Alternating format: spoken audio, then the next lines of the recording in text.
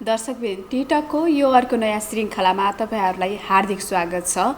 पुनः स्वागत छ र टिटकको आज नयाँ श्रृङ्खलामा हामी नयाँ गेस्टका साथ उपस्थित भइसकेका छौं। बाँकेको खजुरा गाउँपालिकाका प्रमुख प्रशासकीय अधिकृत मणि खराल हुनुहुन्छ। उहाँसँग बाँके यो खजुरा गाउँपालिकाले गरिरहेका काम कारबाही, पछिल्लो समय कोरोनाको अवस्था कस्तो रह्यो र त्यसको अब तेस्रो लहर आउने भनिएको छ, त्यसको लागि गरिएका तयारीका विषयमा केन्द्रित रहेर कुराकानी गर्नेछौँ। आउनुहोस् उहाँलाई स्वागत गरौँ। स्वागत छ सर यहाँलाई। धन्यवाद, नमस्कार। आराम हुनुहुन्छ? हजुर, एकदम। पछिल्लो समयको व्यस्तता कस्तो छ यहाँको? यो अब आर्थिक वर्ष सकिएर नयाँ आर्थिक वर्ष सुरुवात गर्छौँ। हामी अब प्रतिवेदन गराउने कामहरूमा व्यस्त छौँ। अब पहिला नयाँ आर्थिक वर्ष भएको हुनाले अब अलिकति कम हो कि भन्ने जस्तो चाहिँ छ।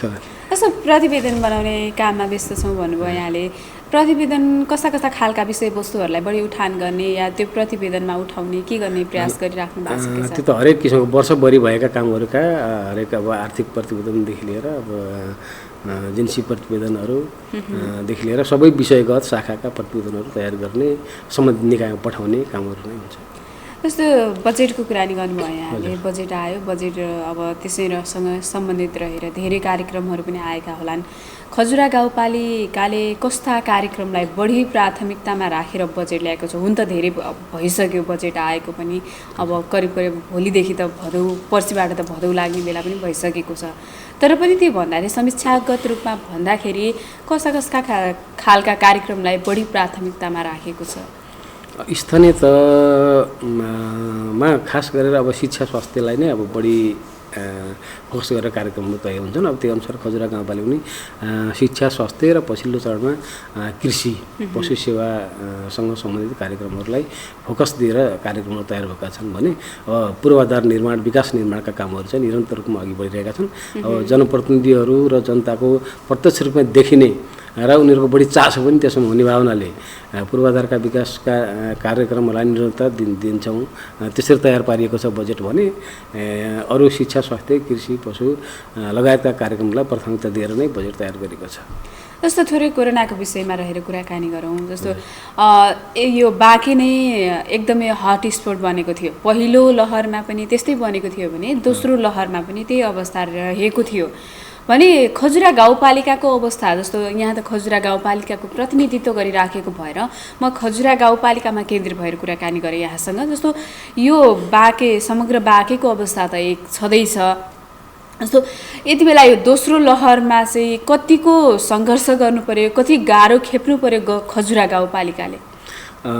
खजुरा गाउँपालिकाले यसको सम्भावनालाई हेरेर नै हुन त हामीसँग पहिलो लहरमा अलिक त नयाँ पनि भयो होइन, कसरी जाने के गर्ने भावनाले अलिकति समस्या देखियो होइन। त्यसलाई पनि हामी सहजै व्यवस्थापन गर्न सक्यौँ। पहिलो लहरमा विशेष गरेर आइसोलेसन स्थापना गर्ने, खजुरा क्यान्सर अस्पताललाई आइसोलेसन बनाएर हामीले काम सुरु गऱ्यौँ। सुरुमै बाँके जिल्लामा पहिलो आइसोलेसन सेन्टर नै हामीले बनाएका थियौँ खजुरा गाउँपालिकालाई। त्यसै गरेर विदेशबाट आउनेहरूलाई क्वारेन्टाइनमा राख्ने व्यवस्थादेखि हरेक कुरा गरेर सहज रूपमै त्यसको व्यवस्थापन गर्न सकेको हुनाले एउटा स्वास्थ्यसँग सम्बन्धित एउटा मिडियाले जस नेपालभरिमै खजुरा गाउँपालिकामा यो अवार्ड दिएको थियो। खजुरा गाउँपालिकाले कोभिड नियन्त्रणमा राम्रो उल्लेखनीय भूमिका निर्वाह गरेको भनेर अवार्ड पनि पाएका थियौँ हामीले राष्ट्रिय स्तरको। त्यसरी व्यवस्थापन गरिएको थियो। त्यसमा धेरै चुनौतीहरू थिए गरेको, तर दोस्रो लहर आइसकेपछि अलिकति हामीलाई अनुभव पनि भएको हुनाले समस्या चाहिँ धेरै थियो होइन, समाधान गर्न कठिनै थियो। दोस्रो लहर भनेको पहिलो लहर अलिकति डरलाग्दो भए पनि क्षतिको हिसाबले दोस्रो लहरमै बढी देखिरहेको थियो अनि त्यसको असर पनि बढी थियो। त्यो हुँदै पनि हामीले क्यान्सर अस्पतालसँगै समन्वय गरेर बिरामीहरूको सहज तरिकाले उपचार गर्ने काम छँदैछ। त्यसलाई निरन्तर दियौँ भने छुट्टै हामीले फेरि 50 बेडको आइसोलेसन कक्ष स्थापना गरेर त्यसमा चाहिँ ग्यास सिलिन्डरसहित व्यवस्था गरेर सहज रूपमै त्यसलाई चाहिँ व्यवस्थापन गर्न सकियो। जस्तो अब फेरि हाम्रो यहाँका नेपालीहरूको प्रायःजसो कर्णाली प्रदेश लगायतका यही क्षेत्रका नागरिकहरू रोजगारीका लागि बढी जसो भारत जाने अनि यो त्यहाँ अझ कोरोना सङ्क्रमण बढी हुन थालेपछि यता नेपाल फर्किने अवस्था छ। गत वर्षको कोरोना जस्तो पहिलो लहरमा पनि त्यही अवस्था रह्यो। विशेष गरी त्यही कारणले गर्दाखेरि अझ कोरोना सङ्क्रमण फैलिएको भनेर पनि थुप्रै सञ्चार माध्यम तथा त्यसमा आएको थियो। त्यसको व्यवस्थापन हुन सकेन अनि त्यही भएर चाहिँ अहिले यस्तो भयो भने फेरि दोस्रो लहरमा पनि अवस्था त्यही थियो। जस्तो नागाहरूमा जाँदाखेरि लामो लाइन आउनेको लहरको थियो भने फेरि अहिले जानेको लहरको पनि त्यस्तै देखिन्छ। यसै तिनीहरूलाई चाहिँ अब यो जुन यो सङ्क्रमण छ फेरि पनि अब तेस्रो लहर आउने त भनिएको छ। अब कति देखिसकेको यहीँ पनि तेस्रो लहरका लक्षणहरू तेस्रो लहरका सङ्क्रमितहरू 2-4 जना भेटिसकिएको पनि भनिएको छ। त्यसको लागि कस्तो तयारी अवस्थामा छ गाउँपालिका, के छ?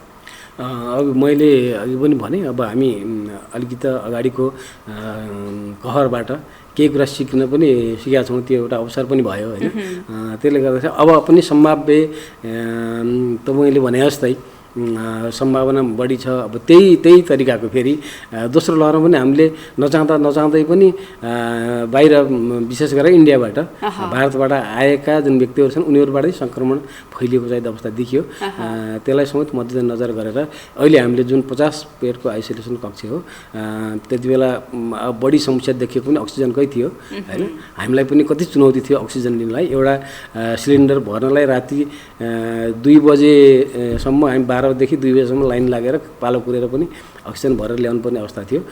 त्यसलाई चाहिँ त्यसबाटै सिकेर हामीले अहिले 50 बेडको आइसोलेसन र अब त्यतिकै सिलिन्डर हरेक बेडमा सिलिन्डरको सङ्ख्यासहित को व्यवस्था गरेका छौँ र हामीले ग्याससहितको सिलिन्डर व्यवस्था गरेका छौँ भने अर्को कन्सन्ट्रेटर भन्ने एउटा मेसिन हुँदैछ जो चाहिँ इलेक्ट्रिकबाट फेरि पनि त्यो ग्यास उत्पादन गर्ने भर्नु नपर्ने अब ती केही थान तिनीहरूको पनि व्यवस्था गरेर अहिले चाहिँ अब यो सम्भाव्य खतरालाई सामना गर्नको लागि हामी जनचेतनाका कामदेखि लिएर हरेक कुरामा स्वास्थ्य कर्मीहरूलाई तयारी गर्ने अवस्थामा लिएर सबै कुरामा तयारी अवस्थामा छौँ अहिले।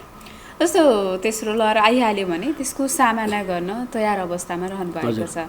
हामी दोस्रो लहरमा पनि जस्तै होम आइसोलेसनमा जो बस्नुहुन्छ उहाँहरूको लागि पनि स्वास्थ्य कर्मीहरूलाई तोकेर फोकल पर्सनको रूपमा हरेक वडामा 1 जना 2 जनादेखि लिएर 3-4 जनासम्म फोकल पर्सन तोकेर उहाँहरूले नै उहाँहरूसँग काउन्सिलिङ गर्ने, अप्ठ्यारो परेको अवस्थामा त्यहाँ जाने अनि उनीहरूलाई औषधि खाने तरिकाहरू सिकाउने होइन, बस्ने उपायहरू सिकाउनेदेखि हरेक कुराहरू गरिरहेको छौँ भने त्यो एकातिर हामी स्वास्थ्य कर्मी व्यवस्थापनको तयारी गरिरहेछौँ भने अर्कोतिर सामग्री व्यवस्थापन गरेर र सम्भावित जोखिमलाई न्यूनीकरण गर्नको लागि हामीले स्वास्थ्य सामग्रीहरू पनि सबै बेच्नुहुन्छ। पिपी अब ग्यास सिलिन्डर अक्सिजन सिलिन्डरको कुरा त अघि आइहाले होइन, लगायतका सामग्रीहरू तयारी अवस्थामा छौँ अहिले। जस्तो भनिन्छ नि यहाँले भन्नुभयो जस्तो घरमै होम आइसोलेसनमा बस्नुभएको छ भने उहाँहरूलाई घरमै गएर कसरी सेवा उपलब्ध गराउन सकिन्छ त्यो पनि हामी प्रयास गरिराखेका छौँ। कतिपय ठाउँमा गुनासो पनि सुन्ने गरेको हुन्छ। जस्तो मैले पटक होम आइसोलेसनमा बसेका सङ्क्रमितहरूको अवस्था हेर्दाखेरि जस्तो मैले पटक सम्पर्क गरेँ कसरी खाने के खाने औषधिहरू जस्तो लिने कुराहरू पनि मैले राम्रोसँग थाहा पाउन सकिनँ र मैले सम्पर्क जस्तो जहाँ छ सम्बन्धित निकायमा सम्पर्क गर्दाखेरि त्यहाँको रेस्पोन्स पनि केही आउन सकेन। कसरी चाहिँ अगाडि बढ्ने होला, कसरी चाहिँ मैले अब सङ्क्रमित अवस्थामा आफूलाई सुरक्षित कसरी सकेसम्म कसरी चाहिँ आफूलाई निको बनाउनु पर्ने होला भन्ने अवस्था चाहिँ मैले थाहा पाउन सकिनँ भन्ने अवस्थाहरू पनि जस्तो सुनिएको थियो। खजुरा गाउँपालिकाको अवस्था त्यो रह्यो कि रहेन? खजुरामा त्यस्तो किसिमको गुनासो हामीले अवार्डै पाइसक्यो होइन, ती सबै कुराहरू सुन्नु परेन। र जो फोकल पर्सनहरू हुनुहुन्थ्यो एकदम निरन्तर उहाँहरू सम्पर्क हुनुहुन्थ्यो भने हामी पनि त्यसको अनुभव गरिरहेको थियौँ होइन।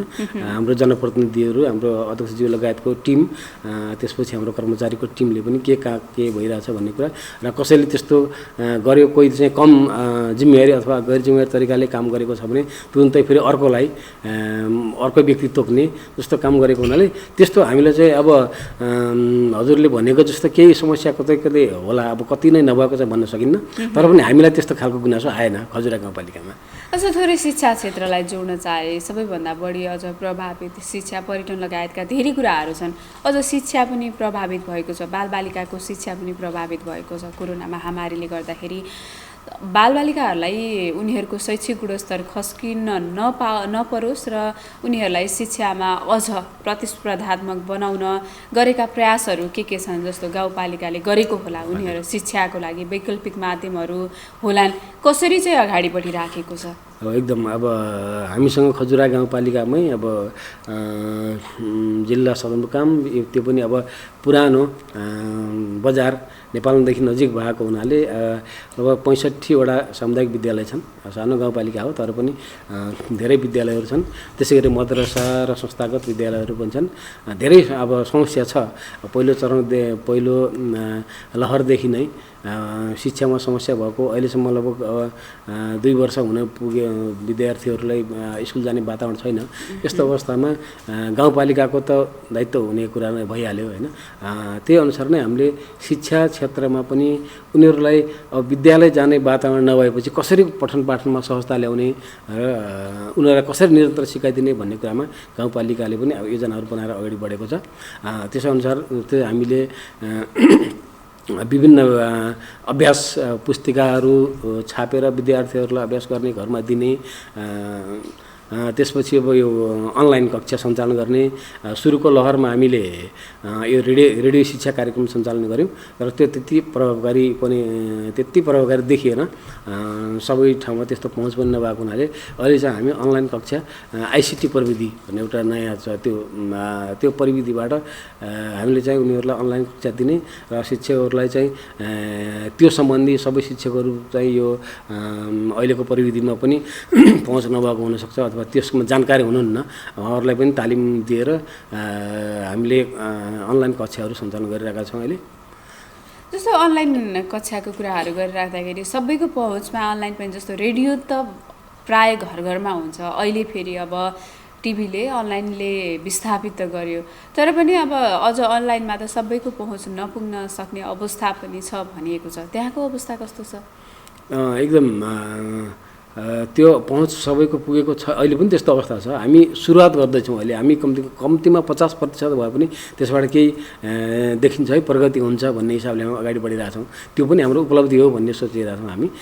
त्यो नभए पनि अब कतिसम्म हो यो सम्भावना त धेरै देखिरहेको छ होइन, कति वर्षसम्म हो त्यो भए हुनाले यो बिस्तारै यसको पहुँच सबैमा पुग्ने गरी विस्तार गर्दै लाने अनुरूप कार्य अनुरूप हामीले सेवा प्रदायक संस्था जो नेपाल टेलिकम लगायतका सेवा प्रदायक संस्थाहरू इन्टरनेट सेवा उपलब्ध गराउनुहुन्छ उहाँहरूलाई पनि बोलाएर छलफल गरिरहेका छौँ।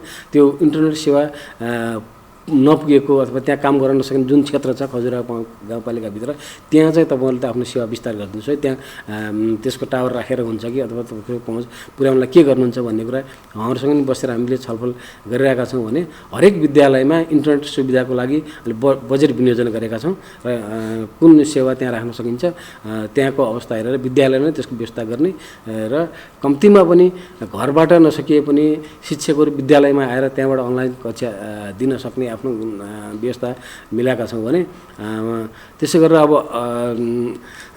सेवा प्रदायक संस्थाहरूसँग समन्वय गरेर ती क्षेत्रमा ती विद्यार्थीहरूको घरमा पनि तपाईँहरूले इन्टरनेट सेवा सहज रूपमा पुर्याइदिने व्यवस्था गर्नुहोस् भनेछौँ भने अभिभावकलाई बोलाएर हामीले अब यस्तो हामी जोखिमपूर्ण अवस्थामा छौँ, योभन्दा अरू विकल्प छैन, त्यो भएर तपाईँहरूले यसमा लाग्नुपर्छ।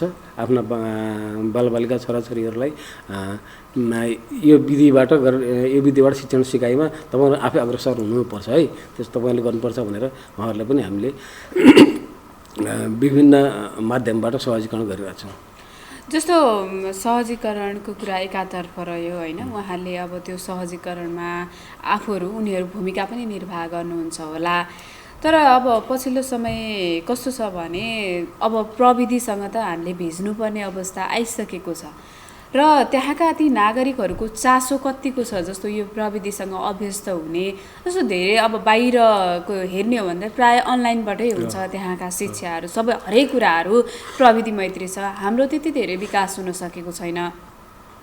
यसलाई जस्तो मैले एउटा खजुरा गाउँपालिका मात्र रहेन भनिनँ कि समग्र रूपमा भन्दाखेरि प्रविधिमा अभ्यस्त हुनलाई जस्तो गर्नुपर्ने सरकारले हुन्छ कि कसले हुन्छ यो सम्बन्धित निकायले गर्नुपर्ने कार्यहरू के हुन् जस्तो लाग्छ यहाँलाई? जस्तो धेरै ठाउँमा अघि पनि भने नि त धेरै ठाउँमा पुग्न सकेको छैन, पहुँच मार्ग त्यसको पहुँच नपुगेका कारण पनि थुप्रै बालबालिकाहरू वञ्चित हुनुपर्ने अवस्था पनि छ। यसलाई सहजीकरण गर्न सम्बन्धित निकायले कस्तो भूमिका खेल्नुपर्छ जस्तो लाग्छ यहाँलाई?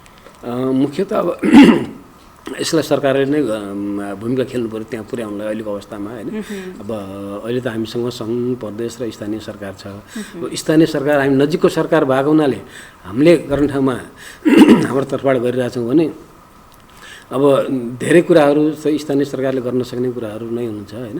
जस्तै पहुँच पुर्याउने कुरा गरिरहँदाखेरि अहिले नेपाल सरकारले नेपाल टेलिकमसँगै सम्झौता गरेर सबै माध्यमिक विद्यालयहरूमा माध्यमिक तहका विद्यालयहरूमा उनीहरूको टेलिकम मार्फत कुनै अर्को संस्थालाई दिएर त्यहाँ चाहिँ हरेक विद्यालयमा इन्टरनेट सेवा जोडेर त्यसलाई चाहिँ सहज गराउने भन्ने सम्झौता भएर उसले चाहिँ काम गरिरहेछ होइन।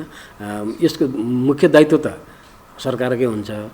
त्यसपछि त्यहाँ स्थानीय स्तरमा जुन सेवा लिने भनौँ न अब बालबालिका अथवा अभिभावक भनौँ उनीहरूको पनि चासो फेरि त्यत्तिकै आवश्यक देखिन्छ होइन। उनीहरूले गरेनन् भने अब जति सरकारले त्यहाँ पुर्याइदिए पनि हुँदैन।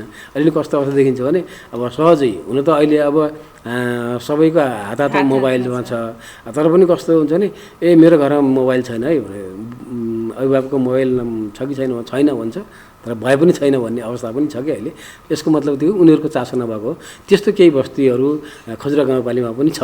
विशेष गरेर यो अलिकति हाम्रो 1, 2, 3, 4 वडासम्म अलि यो पहाडी समुदाय बढी भएको बस्ती अनि त्यसपछि 5, 6, 7, 8मा मधेसी समुदाय मुस्लिम समुदायहरू बसोबास भएको अवस्था छ, बस्तीहरू छ। अब त्यो चाहिँ ती बस्तीहरूमा अलि त कम चासो भएको अवस्था देखिन्छ।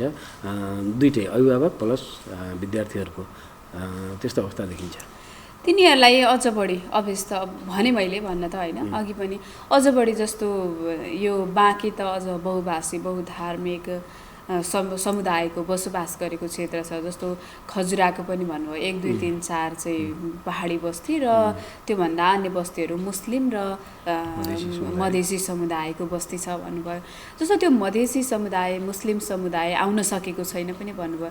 तिनीहरूलाई कस्ता खालका कार्यक्रमहरू ल्याउनु भएको छ? जस्तो यसरी अब गर्नुपर्छ है, प्रविधिसँग भेज्नुपर्छ है, हामीले अब सबै कुरा अब भौतिक उपस्थितिमै सम्भव नहुने अवस्था छ है भनेर भन्नलाई चाहिँ तिनीहरूलाई चाहिँ कस्ता खालका कार्यक्रमहरू ल्याउनु भएको छ या के छ? कस्तो भूमिका त्यहाँ निर्वाह गरिराख्नु भएको छ यहाँहरूले? अब त्यहाँ त हामीले सबभन्दा पहिलो कुरो त विद्यालयसँग होइन, विद्यालय व्यवस्थापन समिति छ त्यहाँ। प्रधानाध्यापकहरूको हरेक महिनामा मिटिङ हुन्छ होइन पालिकामा शिक्षा शाखामा। अब उहाँहरू मार्फतै हामीले अब त्यो जनचेतनाका कुराहरू अगाडि बढाउनुपर्छ, त्यो अभिभावकलाई भन्नुपर्छ, विद्यार्थीलाई भन्ने कुरा त भनेका छौँ। त्यो बाहेक हाम्रो जनप्रतिनिधिहरू हुनुहुन्छ होइन, जनप्रतिनिधिहरू प्लस हामी कर्मचारी र शिक्षकहरू मार्फत नै ती कार्यक्रमलाई चाहिँ अगाडि बढाउँछौँ र जो धेरै प्रगति भएको छ। अब अहिले यो दोस्रो लहरमा आइपुग्दाखेरि हामीले सोचेभन्दा धेरै प्रगति भएको छ।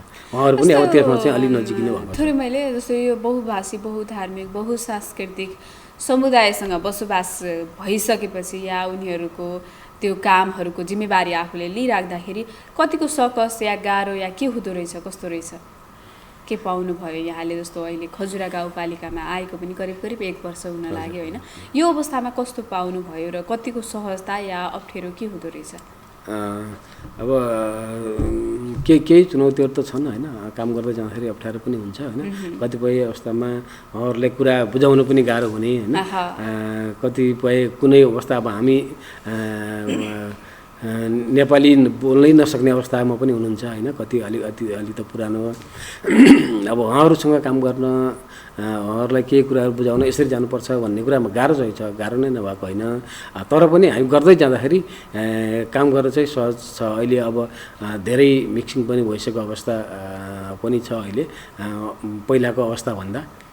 त्यसले गर्दा पनि अब कम्तीमा पनि जनप्रतिनिधिहरू धेरै बुझ्ने भइसक्नु भएको छ कि अहिले होइन अघिल्लो अवस्थाभन्दा अहिले जनप्रति धेरै बुझ्ने भयो उहाँहरू मार्फत काम गर्दाखेरि त्यति गाह्रो चाहिँ छैन खजुरा गाउँपालिकाको सन्दर्भमा कुरा गर्दाखेरि त्यति गाह्रो छैन समन्वय समझदारी गरेर काम गर्न सकिन्छ थोरै विकास निर्माणका कुराहरू जोडेँ मैले यहाँले जस्तो विकास निर्माणका काम पनि पक्कै पनि प्रभावित भयो होला नि यो कोरोनाका कारण कतिको असर गर्यो ती क्षेत्रहरूमा के छ अवस्था अहिले यसले असर त गर्यो अब पहिलो चहरदेखि नै असर गरेको त्यसको असर दोस्रोमा पनि गयो किनभने अघिल्लो वर्ष गर्न सकेका कामहरू यो वर्ष सरेको थियो यो वर्ष पनि फेरि त्यही अवस्थामा त्यो पनि विकास निर्माणको काम भनेको हाम्रो छिटो गर्नुपर्ने पनि हुन्छ नि छिटो गर्नुपर्ने काम हुन्थ्यो अघिल्लो जिम्मेवारी हामीसँग सरिसकेका थियो भने अब अन्तिम चरणमा आएर फेरि यो तेस्रो चौमासिक जुन हुन्छ फागुन चैत वैशाख जेठमा गर्नुपर्ने काम प्राय त्यहाँ त्यो अवस्थामा अलि बढी काम गर्ने होइन एउटा मौसमको हिसाबले पनि र अब आर्थिक वर्ष सकिन लागेको अवस्थाले पनि बढी काम हुने अवस्था हो तर त्यही बेलामा फेरि ठ्याक्कै त्यो दोस्रो लहर पनि आइपुग्यो त्यसले गर्दाखेरि प्रभावित चाहिँ भयो धेरै नै काममा होइन कति कामहरू योजनाहरू हामीले पुरा गर्न सकेनौँ ती योजनाहरूलाई अब फेरि यो वर्षलाई जिम्मेवारी सारेर गरिरहेका छौँ भने हामी लगभग 75% जति चाहिँ काम गर्न सक्षम भएको छौँ अघिल्लो वर्षमा त्यो कहर हुँदाहुँदै पनि हामीले हरेक हिसाबबाट उहाँहरूलाई निर्माण व्यवसायहरूलाई त्यहाँको उपभोक्ता समितिहरूलाई यसरी गर्नुपर्छ भनेर हरेक कुरामा छुट दिएर अथवा ढुवानीका कामहरूमा गाउँपालिकाले सहजीकरण गरेर यसरी गर्दै जाँदाखेरि हामी 75% जति काम चाहिँ सफल भएको छौँ अहिले पनि निरन्तर ती कामहरू त चलिराखेकै होला नि चलिरहेछन् अहिले पनि चलिरहेछन् जुन आर्थिक वर्ष नसकेका कामहरू चाहिँ अहिले पनि चलिरहेछन् जस्तो विकास निर्माणकै कुराहरू गरिराख्दाखेरि कतिपय कुराहरू जस्तो विभिन्न दबावले गर्दाखेरि पनि नहुने अवस्था पनि हुन्छ त्यहाँ गाउँपालिकाको अवस्था कस्तो छ जस्तो विभिन्न कामहरू चाहिँ गरिराख्दा विभिन्न खिचातानी भनौँ अझ राजनीतिक खिचातानी यस्ता कारणले पनि कतिपय प्रभावित भइराखेका हुन्छन् त्यहाँको अवस्था के छ राजनीतिक खिचातानी अब केही प्रभावित नभएको त भन्न मिल्दैन होइन तर अब यो राजनीतिक खिचातानी भन्दा पनि अब अन्य केही समस्याहरू देखिएका छन् अब त्यसले चाहिँ अलिकति प्रभावित पार्छ केही बस्तीहरूमा जस्तै निर्माण कामहरू बाटो बनाउने काममा एउटा उदाहरण लिउँ होइन अब त्यहाँ बाटो बनाउँदाखेरि अब कसैको घर पऱ्यो भने त्यो भत्काउनु पर्ने अवस्था हुन्छ होइन त्यति बेला उहाँले अब विकास पहिला चाहियो भन्ने अनि विकास त्यहाँ दिइसकेपछि फेरि अनि अलिकति मेरो चाहिँ जानुहुन्न भन्ने खालको होइन अब मेरो जग्गा होला मेरो घर होला होइन यसलाई जोगाइदिनुपर्छ भन्ने यस्ता समस्याहरू चाहिँ छन् अलिकति तर त्यसलाई हामी फेरि जनप्रतिनिधिहरू मार्फत नै समाधान गरिरहेछौँ अहिलेसम्म ती लगायत केही अप्ठ्याराहरू छन् खास गरेर यो खजुरा गाउँपालिकामा जनप्रतिनिधिहरूको बिचमा हुन्छ नि विभिन्न राजनैतिक दलको बिचमा खिचतानी भएर नै विकास प्रभावित भएको भन्ने चाहिँ छैन लगायतका अहिले अघि मैले भनेको जस्ता त्यस्ता समस्याहरू छन् त्यसबाट एक दुईवटा कामहरू चाहिँ प्रभावित भएका छन् जस्तो एउटा अवस्था कस्तो छ भने सुरुमा विकास निर्माणकै कुराहरू गरिराख्दाखेरि सुरुमा ठेक्का नलाग्ने कतिपय हाम्रा अब ठेक्का लगाएरै गर्नुपर्ने कामहरू हुन्छन् ठुला योजनाहरू अनि सुरुमा ठेक्का नलाग्ने वर्षको अन्तिमतिर त्यो कामको ठेक्का लाग्ने अनि त्यस पछाडि काम प्रभावकारी हुन पनि नसक्ने कतिपय कामहरू त्यो हतारमा गर्दाखेरि बिग्रिने अवस्था पनि हुन्छ त्यो चाहिँ खासमा किन हुन्छ त्यस्तो त्यसलाई अगाडि गर्न सकिँदैन कि खजुरा गाउँपालिकामा त्यो अवस्था छैन के छ अब समग्रमा हेर्दा खजुरा गाउँपालिकामा त्यो अवस्था छैन हामी सुरु आदि चरणदेखि नै अब ठेक्काको प्रक्रिया लगभग हामी असोजको महिना सम्ममा ठेक्का गर्नुपर्ने कुराहरू चाहिँ हामी गरिसकेका हुन्छौँ भने चाहिँ अब यो वर्ष पनि हामी त्यही तयारीमा छौँ अब अहिले हामी तत्कालै गर्दैछौँ र अघिल्लो वर्ष पनि त्यस्तो अवस्था थियो त्यो भएर त्यो ठेक्का प्रक्रियाकै कारणले ढिलो भएको अवस्था छैन केही कुराहरू जस्तै सङ्घीय र प्रदेश सरकारबाट आउने कार्यक्रम हुन्छन् त्यहाँबाट अलिकति बजेटै ढिलो आउने भएको हुनाले अब कार्यक्रम चाहिँ आयो होइन कार्यक्रम आए पनि बजेट निकास अलिक ढिलो भएको हुनाले केही कामहरू चाहिँ अलि अन्तिमतिर गर्ने अवस्था हो तर त्यो यो आर्थिक वर्षमै सक्ने योजनाहरूकोमा त्यस्तो समस्या छैन हामीलाई जस्तो बहुवर्षीय योजनाहरूमा त्यस्तो छ हामी अहिले प्रशासकीय भवन बनाउँदैछौँ होइन 15 बेडको अस्पताल बनाउँदैछौँ अब त्यसको लागि चाहिँ अलिकति ढिलो भएको तर त्यो बहुवर्षीय योजना भएको हुनाले त्यस्तो असर छैन जस्तो कतिपय अब जस्तो सङ्घ र केन्द्रबाट आउने र यता प्रदेशबाट आउने बजेटका कारण पनि कतिपय अवस्थाहरूमा काम गर्न नसकिएको अवस्था छ भनेर यहाँले भन्नु पनि भयो। जस्तो कतिपय बजेट नै फ्री जानुपर्ने अवस्था पनि छ। खासमा त्यो स्थानीय तहको मात्र नभएर त्यो केन्द्र र सङ्घबाट आउने भएका कारण नै बजेट फिर्ता गएको अवस्था हो कि के हो जस्तो फ्रिज भएको अवस्था हो। गाउँपालिकामा चाहिँ त्यो अवस्था छ कि छैन? गाउँपालिकामा पनि छ त्यस्तो अवस्था छ, नभएको होइन। जस्तै जनता आवास कार्यक्रम अन्तर्गत सङ्घबाट आउनुपर्ने शहरी विकास मन्त्रालयबाट आउनुपर्ने बजेट यो वर्ष चाहिँ हामी कहाँ स्थानीय तहमा आयो। तर त्यो अन्तिम एकदम कोभिड सुरु हुने बेलामा चैतको अन्तिममा आयो र हामीले त्यो प्रक्रियामा जान सकेनौँ र अब त्यो पैसा चाहिँ हामीले खर्च गर्न सकेनौँ होइन। अब त्यो जुन 72 सालको बाढीबाट प्रभावित भएकाहरूलाई उनीहरूले निर्माण गरेको घरको लागि दिनुपर्ने पैसा थियो होइन। तर त्यो प्रक्रिया पुरा गर्न नसक्ने अवस्था नभएको हुनाले पैसा फिर्ता भयो। यस्तो समस्याहरू छ। बाढीकै कुरा गरिहाल्नु भयो, त्यहाँको अवस्था कस्तो छ? जस्तो यसपालि त यो असारको पहिलो साता नलाग्दै के अरे पानी पर्यो, वर्षा पर्यो। वर्षाले थुप्रै क्षेत्रहरू डुबानमा परे, थुप्रै ठाउँमा बाढी पहिरो, जस्तो पहाडी एरियामा बाढी पहिरो भने तराईमा डुबान र कटानको समस्या छ। खजुरा गाउँपालिकामा त्यो समस्या छ कि छैन? बाँकेको जिल्लाकै कुरा गर्दाखेरि खजुरामा अलिकति कम प्रभावित जस्तो देखियो होइन यो वर्ष। विशेष गरेर यो मानखोलाबाट कटान हुने कार्य चाहिँ हरेक वर्ष हुँदै जाने भएकाले अब यो वर्ष त्यति कटान चाहिँ देखिएको छैन अघिको वर्षको तुलनामा। भने अरू बाहेक अब त्यस्तो ठुलो खोलाहरू नभएको हुनाले त्यति समस्या चाहिँ देखिया छैन। जस्तो त्यो कटानको समस्याहरू केही भए पनि ती जस्तो विस्थापित हुन्छ नि, त्यो विस्थापितहरूलाई चाहिँ अझ अन्य ठाउँमा या अन्यत्रमा सार्न या के गर्न तिनीहरूलाई चाहिँ के कस्ता प्रयास गरिराख्नु भएको छ? जस्तो अब कटान भयो या डुबान भयो, त्यहाँबाट उठाउनु पर्ने अवस्था आयो भने चाहिँ त्यसको व्यवस्थापन के छ, कस्तो छ? त्यो हामीले अब सम्भावित बस्तीहरूको पहिचान गरेका छौँ। त्यहाँ कुन कुन ठाउँमा बढी सम्भावित खतरा छ। जस्तै अब त्यो मानखोलाको छेउ प्लस 1-2 नम्बर वडामा डुबान हुने ठाउँहरू पनि छ। ती ठाउँको पहिचान गरेर हामी उनीहरूलाई अब त्यस्तो अवस्था आयो भने उनीहरूलाई कुन ठाउँमा बस्ती राख्ने, कहाँ राख्ने भनेर हामी ठाउँको पहिचान गरेर स्पष्ट गरेर राखेका छौँ। त्यही अनुसार योजना बनाएका छौँ भने अब तत्काल आइहाल्यो त्यस्तो प्रकोप भनेपछि त्यसलाई कसरी व्यवस्थापन गर्ने भन्नेमा सुरक्षा निकाय र स्वास्थ्य कर्मीहरूसँग पनि समन्वय गरेर आवश्यक उद्धारका सामग्रीहरूसहित हामी तयारी अवस्थामा छौँ।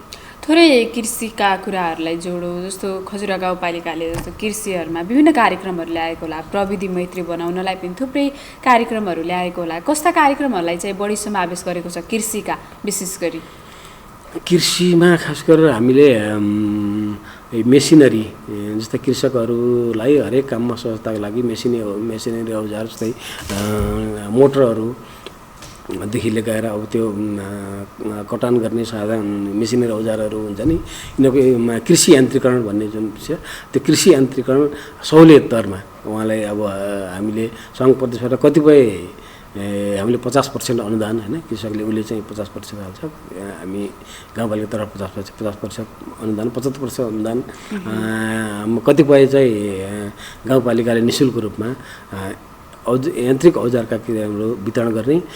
त्यसबाट कोभिडबाट प्रभावित भएका जुन भारत लगायत तेस्रो मुलुकबाट फर्किएर बेरोजगार भएका युवाहरू छन्, उनीहरूलाई लक्षित गरेर हामीले कोभिड अनुदान कार्यक्रम सञ्चालन गरेका छौँ। उनीहरूको त्यो व्यवसाय हेरेर, उनीहरूको काम हेरेर उनीहरूलाई चाहिँ नगद अनुदान दिने व्यवस्था पनि गरेका छौँ। कतिको प्रभावकारी भयो त्यो अनुदान दिने व्यवस्था चाहिँ? जस्तो रोजगारी गुमाएर आउनुभएका, यहीँ पनि बेरोजगार बन्नुभएका नागरिक हुनुहुन्छ, तिनीहरू चाहिँ कतिको प्रभावित हुनुभयो योबाट? जस्तो अनुदानको कुरा गर्दाखेरि होइन, अनुदानबाट चाहिँ उहाँहरू चाहिँ प्रभावित हुनुभएको छ। हाम्रो हामीले अनुदान दिँदाखेरि पनि त्यसको पहिला अनुगमन गरेर मात्र दिन्छौँ होइन। अनुदान दिन को हुनुहुन्छ उहाँहरूलाई चाहिँ पहिला हामी सूचना निकाल्छौँ, त्यसपछि उहाँहरू आउनुहुन्छ अनि आइसकेपछि फेरि उहाँहरूले त्यो गर्नुभएको छ कि छैन हामी अनुगमन गर्छौँ अनि त्यसपछि मात्रै अनुदान दिनुभएको हुनाले यो प्रभावकारी नै देखिएको छ खजुरा गाउँपालिकाको सन्दर्भमा। अब सबै कुरा भनेर हामीले 100मा 100% सबै सफल भन्ने त हुँदैन, तर त्यसबाट राम्रो प्रभाव देखिएको छ र उहाँहरू चाहिँ सकारात्मक हुनुहुन्छ र गर्नुपर्छ भन्ने कुरामा चाहिँ उत्साहित पनि हुनुहुन्छ कृषकहरू। हामी कार्यक्रमको करिब अन्तिमतिर आइसकेका छौँ। अन्तिममा तपाईँलाई एउटा प्रश्न गर्न चाहे मैले, जस्तो करिब 1 वर्ष भयो त्यहाँ काम गर्न थालेको खजुरा गाउँपालिकामा आफूले गरेका जस्तो कामको समीक्षा गर्दाखेरि त्यहाँ बसेर जुन अहिले काम गरिराख्दाखेरि आफूले गरेका कामहरूको समीक्षा गर्दाखेरि कसरी गर्नुहुन्छ? 1 वर्षमा त अब मुख्य कुरा त हामी यो म आउँदाखेरि कोभिडकै कहर होइन, त्यसको प्रभाव नै थियो होइन, त्यसलाई कसरी व्यवस्थापन गर्ने भन्ने कुरामै लाग्यौँ सुरुदेखि नै होइन। मैले भने अब त्यहाँ आइसकेपछि 50 बेडको आइसोलेसन स्थापना गर्ने देखिएर उनीहरूलाई सहजीकरण गर्ने, फोकल पर्सन तोक्ने देखिएर यो काम चाहिँ गरियो भने अब विकास निर्माणका कामहरू दोस्रो कुरा भयो होइन। विकास निर्माण कामलाई कसरी सहजीकरण गर्ने होइन, कोसँग समन्वय गरेर कसरी गर्ने होइन, स्थानीय तहसँग गर्ने कि सङ्घ प्रदेश सरकारसँग अथवा प्रशासनसँग समन्वय गर्ने भनेको त्यो समन्वयात्मक तरिकाले काम अगाडि बढाएको हुनाले हामी लगभग 75% पनि काम गर्न सफल भयौँ विकास निर्माणको काममा पनि। सन्तुष्ट हुनुहुन्छ आफूले गरेका कामप्रति? जति गर्न सक्थ्यो अब यो कारणले गर्न सकिएन भने त छँदैछ, त्यो बाहेक चाहिँ हामी सन्तुष्टै छौँ। हस्, यहाँले व्यस्त समयका बावजुद पनि हामीलाई समय उपलब्ध गराइदिनु भयो, यो बिहानी प्रहरमा आइदिनु भयो, यहाँलाई धेरै धन्यवाद। हस्, धन्यवाद यहाँहरूलाई पनि, यहाँ बोलाइदिनु भयो, आफ्नो गाउँपालिकाका कुराहरू राख्ने अवसर दिनुभयो, त्यसको लागि म विशेष धन्यवाद दिन चाहन्छु। दर्शकबिन, कार्यक्रम टिटकको समय भने सकिएको छ। आज हामीसँग खजुरा गाउँपालिका बाँकेका प्रमुख प्रशासकीय अधिकृत मणि खराल हुनुहुन्थ्यो। उहाँसँग खजुरा गाउँपालिकाले गरेका विषयवस्तु र अहिले गरिरहेका काम प्रविधिसँग कसरी अगाडि बढ्दैछ भन्ने विषयमा केन्द्रित रहेर कुराकानी गऱ्यौँ। आजका लागि टिटकको समय भने सकिएको छ। यस पछाडि हामी फेरि जिल्ला अपडेट लिएर आउने नै छौँ, हामीसँगै रहनुहोला।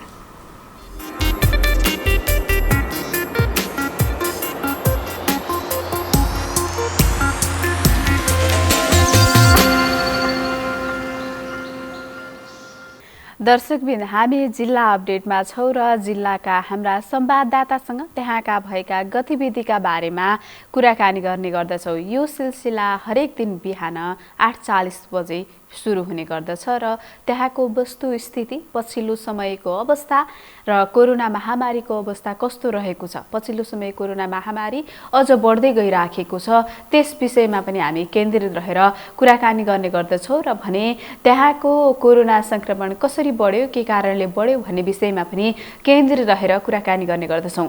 यसैगरी बाढी पहिरोका घटनाहरू पनि भइराखेका छन्। हिजो अस्तिको वर्षा परेका कारण आज हामी कञ्चनपुरसँग जोडिँदैछौँ र त्यहाँको अवस्था कस्तो रह्यो, विशेष गरी बाढी र कटानको अवस्था, डुबानको अवस्था कस्तो छ भनेर हाम्रा कञ्चनपुर संवाददाता रामसिंह ठगुन्नासँग हामी जोडिनेछौँ आज। र त्यहाँ अझ हिजो मात्रैको समाचारमा हेर्दाखेरि कोरोना संक्रमण पनि बढ्दै गइरहेको र हिजोसम्ममा 120 जना सक्रिय संक्रमित रहेको अवस्था छ भनेर पनि समाचारमा आएको थियो। त्यही विषयमा केन्द्रित रहेर कुराकानी गर्नेछौँ। रामसिंहजी, यहाँलाई स्वागत छ। धन्यवाद। पछिल्लो समयमा महाकाली कञ्चनपुरमा कोरोना संक्रमण बढिराखेको छ भनिएको छ। हिजोसम्ममा 120 जना सक्रिय संक्रमित पनि पुगिसकेको भनेर भनिएको छ। के छ अवस्था त्यहाँको अहिलेको? खास गरी पछिल्लो समयमा चाहिँ कोरोना संक्रमणको दर केही घटेको भए पनि पछिल्ला दिनहरू फेरि बढ्ने क्रम जारी छ। हिजोको एक दिनको मात्र हामीले डेटा अध्ययन गर्दाखेरि हिजो मात्रै 13 जना चाहिँ संक्रमितको संख्या थपिएका छन् भने निको हुनेको संख्या 6 जना मात्र रहेको छ। र 120 जना भन्नुभयो, 120 नभएर हिजोसम्म चाहिँ 126 जना सक्रिय संक्रमित रहेका छन्, जसमध्ये 122 जना होम आइसोलेसन र 4 जना चाहिँ महाकाली हस्पिटलमा रहेका छन् र अन्य चाहिँ केही चाहिँ संक्रमितहरू चाहिँ अब सामुदायिक क्वारेन्टाइनमा रहेको अवस्था छ। र अहिलेसम्म चाहिँ अब खास गरी कञ्चनपुर जिल्लाको अवस्था हेर्ने भने हालसम्म 8223 जना चाहिँ पोजिटिभ भइसकेका छन्। त्यसमध्ये 7901 जनाको निको भएको अवस्था छ र अहिलेसम्मको मृत्युको अवस्था हेर्ने भने 188 जनाको चाहिँ यो जिल्लामा मृत्यु भइसकेको छ कोरोना कारण दुर्गति। जस्तो पछिल्लो समय तेस्रो लहरको पनि अझ तेस्रो लहर आउने भनिएको छ। त्यहाँको प्रशासनले त्यहाँका तहहरूले अझ त्यहाँका ती स्थानीय तहहरूले गरेका जस्तो कोरोना नियन्त्रणका लागि गरेका पहिलो लहरमा पनि धेरै प्रभावित भएको थियो। दोस्रो लहरमा अझ बढी मानवीय क्षति पनि भयो। अब तेस्रो लहर आउने भनिएको छ। तेस्रो लहरका लागि के कस्ता तयारी थालिएको छ, के छ अवस्था? खास गरी पछिल्लो समयमा तेस्रो लहरका लागि सबै स्थानीय तहहरू, जिल्ला प्रशासन कार्यालयदेखि लिएर जिल्ला स्वास्थ्य कार्यालय पनि आफ्नो किसिमले प्रयास गरिराखेको देखिन्छ। यसका लागि खास गरी अब यसमा चाहिँ सङ्क्रमितहरूको सङ्ख्या नबढोस् अथवा कोरोना सङ्क्रमण न्यून होस् भन्नका लागि मास्कको अभियानहरू पनि सञ्चालन गरेको छ। अनिवार्य मास्क सबैले लगाउने भनेर जिल्ला प्रशासन कार्यालय सूचना गर्दै र स्थानीय तहहरूले पनि आफ्नो ठाउँमा चाहिँ अनिवार्य मास्कको चाहिँ जनचेतना एवारनेस कार्यक्रमहरू पनि ठाउँ ठाउँमा चाहिँ गरेको देखिन्छ भने त्यसै गरी उहाँहरूले चाहिँ बजार क्षेत्र, खास गरी महेन्द्र बजार क्षेत्रमा पनि त्यो किसिमको चाहिँ एउटा चाहिँ प्रयास गरेको देखिन्छ। सबैले मास्क लगाउन्, सामाजिक दूरी बनाउन् भन्ने ढङ्गले जिल्ला प्रशासनकै पहलमा चाहिँ जिल्ला प्रहरी कार्यालय, वडा प्रहरी लगायतको सबै परिचालन गरिएको छ भने अर्कोतिर खास गरी चाहिँ अब तेस्रो लहर आउने र यसले चाहिँ बालबालिकाहरूलाई चाहिँ प्रभावित गर्छ भन्ने अनुमानको आधारमा चाहिँ महाकाली प्रादेशिक अस्पतालमा चाहिँ अब बाल वार्ड एउटा बनाउने चाहिँ गरी चाहिँ हस्पिटलकै तयारी भइरहेको छ। 50 शय्याको चाहिँ बाल हस्पिटल नै निर्माण गर्ने गरी शिलान्यास भइसकेको छ र त्यो निर्माणको क्रममा छ भने बालबालिकाहरूको लागि आवश्यक चाहिँ बेडहरू पनि अस्पतालमा आइसकेको अवस्था छ। त्यो सँगसँगै खास गरी अब पछिल्लो समयमा चाहिँ अब तेस्रो लहर आएपछि कसरी सतर्कता अप्नाउने भनेर चाहिँ जिल्ला जनस्वास्थ्य कार्यालय, त्यो सँगसँगै चाहिँ महाकाली प्रादेशिक अस्पताल र अन्य चाहिँ स्थानीय संस्थाहरू सँगसँगै अब स्थानीय तहहरू र सबैको चाहिँ संयुक्त प्रयास चाहिँ गरिरहेका देखिन्छ। यो सँगसँगै त्यहाँ अस्ति मात्रै आएको पानीले डुबानको समस्या पनि भएको, अझ कटानको समस्या पनि भएको भनेर पनि त्यो देखिएको छ। अहिलेको अवस्था कस्तो छ? यो वर्ष कस्तो रह्यो? त्यहाँ बाढी, पहिरो, डुबान लगायतका घटनाहरू कस्ता रहे? के छ अवस्था बताइदिनुहोस् न। खास गरी अब कञ्चनपुर जिल्लाको अवस्थाको बारेमा कुरा गर्दाखेरि तराईको जिल्ला हुनाले यहाँ डुबानको अवस्था बढी जस्तो देखिन्छ भने कतिपय अवस्थामा कटानको अवस्था पनि देखिन्छ। बजार क्षेत्रमा चाहिँ बागवानी क्षेत्र, त्यसै गरी ट्राफिक चोक क्षेत्र, त्यसै गरी चाहिँ बस पार्क क्षेत्रहरूमा प्राय खानु पानी पर्दाखेरि पनि डुबान हुने गरिरहेको छ। यो ठाउँमा चाहिँ पछिल्लो समयमा नाली निकासमा भने अब नियम विपरीत घरहरू निर्माण हुने र सबैले वाल बाउन्ड्री लगाउने गर्दाखेरि किट नालीहरूको पानीको निकास बन्द भएर पनि अलिकति डुबान हुने समस्या छ भने अर्कोतर्फ पछिल्लो समयमा चाहिँ खास गरी बाढीले गर्दा महाकालीको जो फोरलेनको पुल बन्दैछ दोधारा चाँदनीसँग जोड्ने, त्यससँग जोडिएको चाहिँ ग्राभेल बाटो पुरै बगाएको अवस्था छ र त्यसले चाहिँ भुजेला नाला बन्द भएपछि धेरै घरहरू डुबान परेका थिए। करिब 100 घर जति चाहिँ डुबान परेका थिए भने जोगबुढा नदीले चाहिँ दोधारा चाँदनीको क्षेत्रमा चाहिँ 18 नम्बर, कुतियागबर, सुन्दरनगर क्षेत्रमा त्यता पनि डुबान गरेको थियो। र सबभन्दा बढी क्षति भनेको लालझाडी गाउँपालिकामा चाहिँ दोधा नदीले चाहिँ पठान गरेको छ। अहिलेसम्म चाहिँ लगभग चाहिँ 8 बिघाभन्दा बढी क्षेत्रफल चाहिँ कटानी गरेर लगिसकेको छ भने त्यो क्षेत्रमा अहिलेको अवस्थामा पनि कटान नदीले कटान गरेको अवस्था जारी छ। खास गरी कञ्चनपुरको जिल्लाका यी चाहिँ अलिकति जो जोखिम भएका क्षेत्रहरू हुन् र यो क्षेत्रका जनताहरूले वर्षेनी यो किसिमको चाहिँ पीडा भोग्नु परेको छ, तर यसको चाहिँ समाधान चाहिँ अहिलेसम्म निस्किसकेको छैन। जस्तो यहाँले वर्षेनी यो समस्या त्यहाँका नागरिकहरूले झेलिराख्नु भएको छ, त्यो अवस्था लालझाडी लगायतका यी ठाउँहरूमा अझ बढी प्रभावित भएका छन्, अझ बढी बाढीले यो कटानले समस्या निम्त्याएको छ भनिएको छ। तिनीहरूका लागि पुनर्स्थापनाको कुराहरू केही भएको छैन? जस्तो पुनर्स्थापना गर्न नसके पनि त्यो क्षेत्रमा बाढीले अझ बढी जोखिम नगरोस् भनेर त्यो समस्या समाधानका लागि गरिनुपर्ने कार्यहरू जस्तो तत्कालीन अवस्थामा नहोस् र यो दुर्घटनाको जोखिम कम होस् भन्नका लागि गरिएका प्रयासहरू के छन्? कस्तो छ, के छ अवस्था? खास गरी अब लालझाडीको अवस्थालाई हामीले भन्नुपर्दा दोधा नदी चाहिँ धेरै ठुलो एरियामा कटान गर्ने क्षेत्र भएकोले पनि त्यसलाई चाहिँ अब 0 पोइन्टबाट उत्तर सूर्य क्षेत्रबाट चाहिँ जनताको तटबन्ध कार्यक्रमले चाहिँ गुरु योजना बनाएर तटबन्ध गर्ने भनिएको छ, तर त्यो कार्यान्वयन हुन सकेन। नेपाल सरकारले नै अब हरेक वर्ष बजेट विनियोजन गरेर चाहिँ त्यसलाई चाहिँ केही वर्षभित्र सक्ने निर्णय भएको थियो, त्यो अनुसार चाहिँ काम हुन सकेन। त्यो हुन नसकेपछि त्यो दोधाका चाहिँ हरेक क्षेत्रमा कटान निरन्तर जारी छ। त्यहाँबाट विस्थापित भएका मान्छेहरू पनि अब शङ्करपुर सामुदायिक वन लगायतका धेरै वनहरूमा चाहिँ अहिले पनि वन क्षेत्रमै बसिराखेका अवस्था छ। उनीहरूलाई पनि पुनर्स्थापना गर्न सकिएको छैन। उनको वैकल्पिक व्यवस्थाका लागि चाहिँ अब अहिलेसम्म पनि केही पहल भएको देखिएन। र खास गरी त्यो गुरु योजना अनुसार तटबन्ध निर्माण नहुँदाखेरि चाहिँ दोधाको समस्या चाहिँ बल्झिएको छ। यद्यपि महाकालीमा पनि त्यो किसिमको समस्या थियो। भुजेला, ऐरी, कोदाली क्षेत्रमा चाहिँ महाकाली पनि त्यसरी नै कटान गर्छ। तर गुरुयोजनाहरू महाकाली भने पुरै तटबन्ध बनिसकेको छ। अहिले त्यो कटानको अवस्था चाहिँ नै हल भएको छ। त्यसै गरी दोदामा पनि अब कटानको समस्या हल गर्ने भनेर नेपाल सरकार किसिमको प्रयास गरिरहेको छ। तर त्यो अनुसारको पछिल्लो समयमा काम चाहिँ हुन सकेन।